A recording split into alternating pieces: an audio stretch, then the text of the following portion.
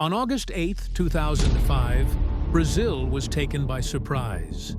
In the early hours of the morning, employees arrived for what seemed like a normal workday at the Central Bank of Brazil in Fortaleza, considered one of the most secure locations in the country. But what looked like an ordinary day was about to turn into one of the greatest mysteries in Brazil's history. It all began with the technician responsible for inspecting the vault, following his usual routine before operations began. As he descended to the main floor, he noticed something unusual on the ground. When he got closer, the truth became clear. It wasn't just a stain, it was a perfectly carved hole in the concrete, a precise cut, large enough for a person to pass through. Security was immediately alerted, and within moments, it became clear that something considered impossible had happened. More than 160 million reais had vanished from the vault. Within hours, the case was already making headlines across Brazil and around the world. For investigators, this was not just an unusual incident, it was the beginning of one of the most complex puzzles they had ever faced. The case became known as the Central Bank Heist, an operation in which criminals stole hundreds of millions of reais without triggering a single alarm. But how was that even possible?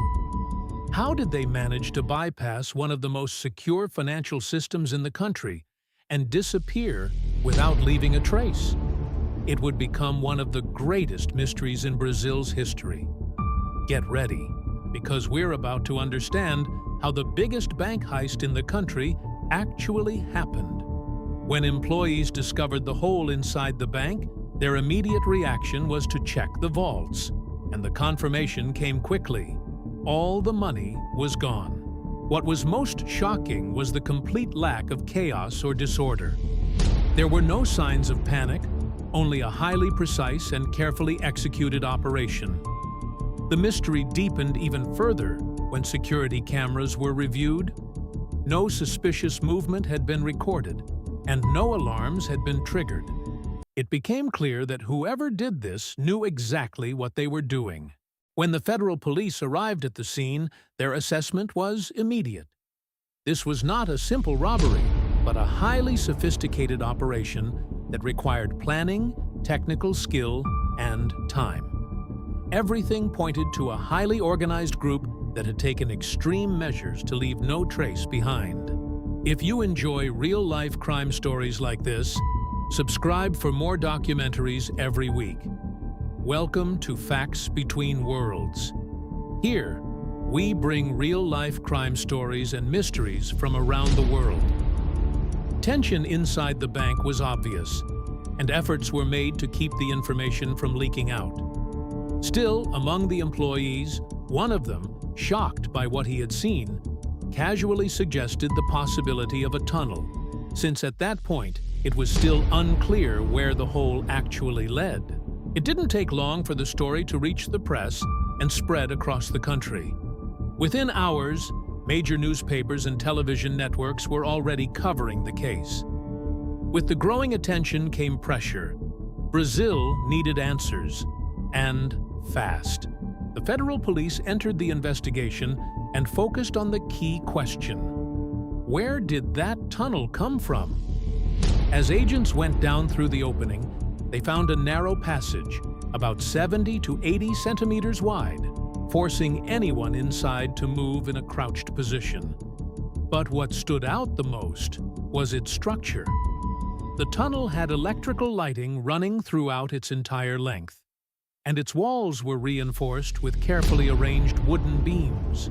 All of this pointed not only to technical skill, but also to a clear standardization, something extremely difficult to achieve in a short period of time.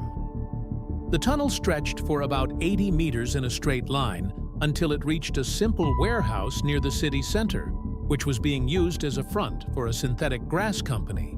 There, the group concealed the removal of soil by disguising it as part of their business operations, claiming to deal with synthetic grass mixed with soil, which justified the constant movement of trucks in and out of the site. Inside the warehouse, the smell of earth was still strong, The place showed clear signs of recent excavation. Abandoned tools, wooden support structures, electrical wiring, and an improvised ventilation system. For federal police engineers, it revealed a far more sophisticated plan than initially expected, almost as if the entire process could be reconstructed step by step.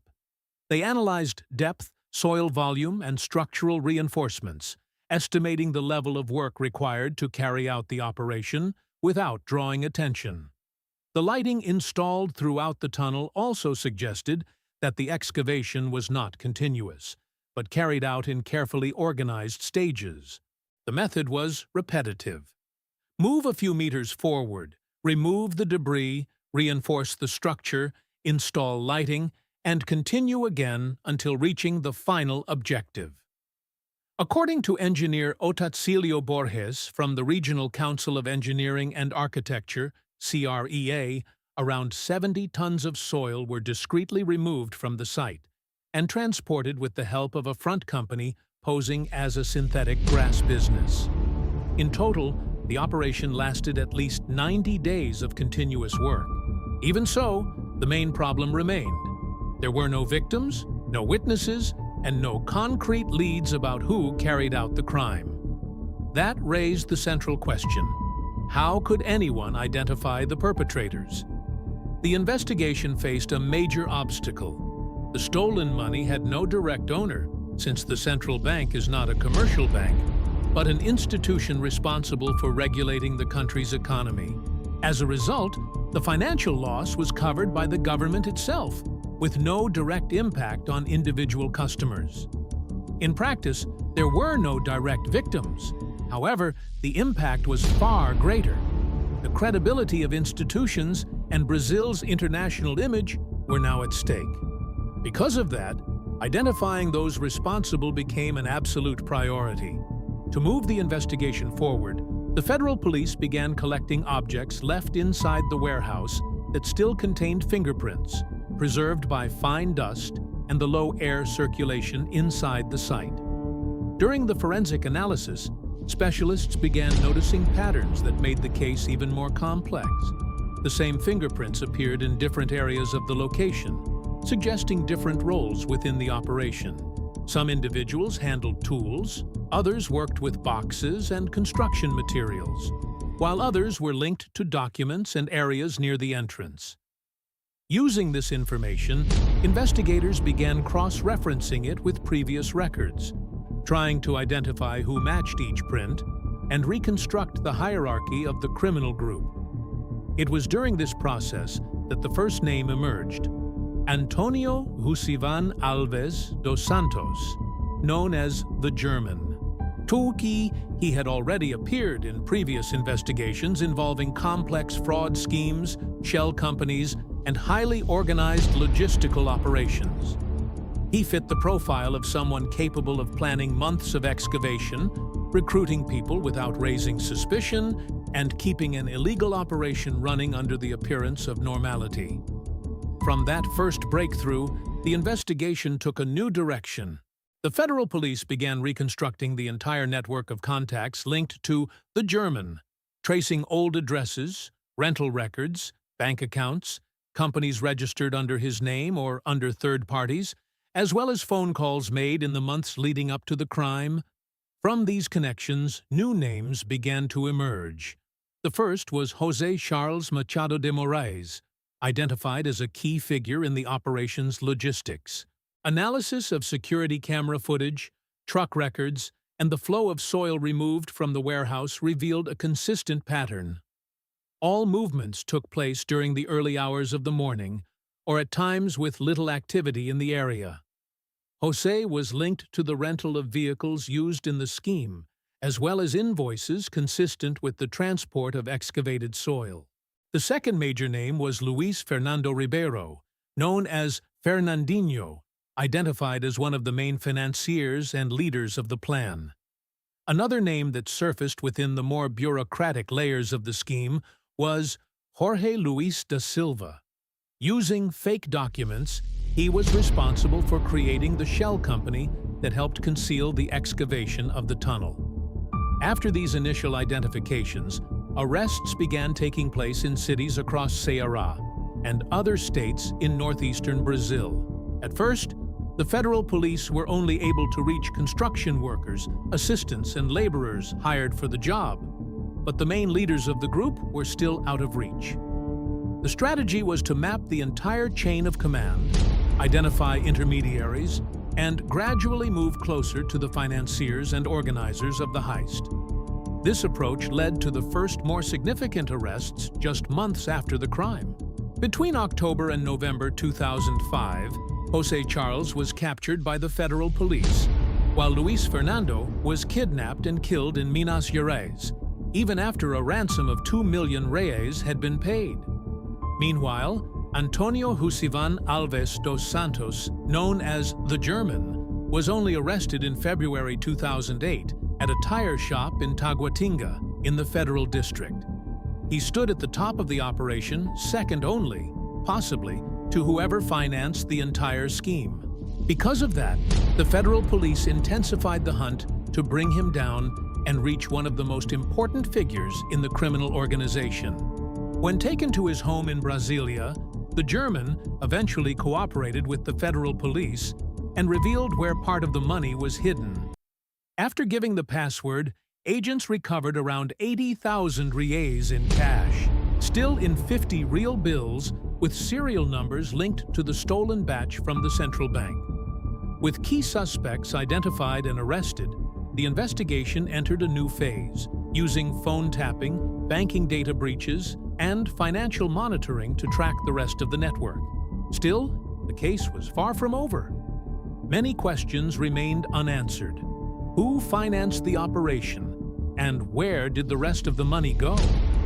From that point on, the focus shifted to tracking the stolen funds. With losses exceeding 160 million reais, authorities worked with COAF to analyze bank records, property purchases, and suspicious transactions across the country. The first breakthroughs quickly appeared. Assets were frozen, and parts of the money were found hidden under floors, inside walls, and even buried in empty land. The investigation also revealed a pre-existing money laundering scheme using shell companies set up before the heist. By the end of 2006, 129 suspects had been charged. In 2008, major sentences were issued, with key figures receiving over 40 years in prison. Between 2011 and 2013, many convictions were reduced to lighter regimes. In 2023, one of the main fugitives was finally arrested after 12 years on the run. Today, only the German remains in maximum security prison.